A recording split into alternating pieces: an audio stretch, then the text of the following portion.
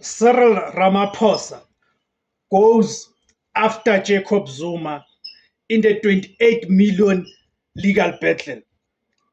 This is a legal battle that has to do with the legal costs that Jacob Zuma has incurred, which of course were carried by the state. You guys would remember that in 2018, there was also a ruling. There was a court ruling that said the state should no longer carry the legal costs of Jacob Zuma's legal battles or legal problems. If there's anyone, I don't know of anyone who has been in and out of the courts in this country in the same amount as Jacob Zuma has been in and out of the courts in this country for almost 20 years now. It is almost 20 years. If you date it back to 2005, now it's 2025. Okay? So what has been happening is that when Jacob Zuma has been going through these legal battles, he has been funded by the state because his troubles started at the time he was the state's deputy president. Okay, that's when his trouble started. Of course, and we know that, of course, subsequent to that, the then president, President Thabo Mbeki, released him. In a nutshell, President Thabo Mbeki fired Jacob Zuma as his deputy president of the country. So since then, Jacob Zuma's legal woes have not subsided. On the number of occasions the courts in this country have found against Jacob Zuma, and he has appealed. On several occasions, he has appealed against the findings or the judgments and the orders of the courts, therefore dragging his legal battles. That has led to his legal battles being dragged for years and years and years. So the court made a ruling back in 2018.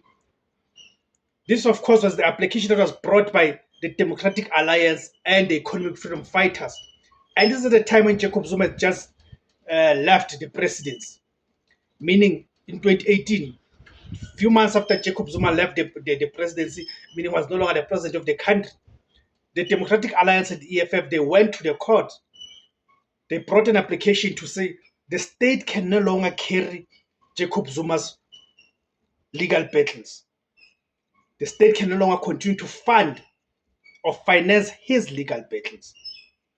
This has led to a situation whereby Jacob Zuma was instructed to pay back about 28 million that he already used. Of course, the money that the state had already paid to Jacob Zuma's legal teams, different legal teams, because he has changed legal teams over a period of time. Okay, so now, today, they are in court. Cyril Ramaphosa's lawyers are in court to compel Jacob Zuma to pay that 28 million. So this is open to different interpretations and analysis. On the other side, you'll have people say, this is Cyril Ramaphosa trying to bury Jacob Zuma for good. Because as we know, even as we speak now, Jacob Zuma is still in and out of the courts without him having any substantive income.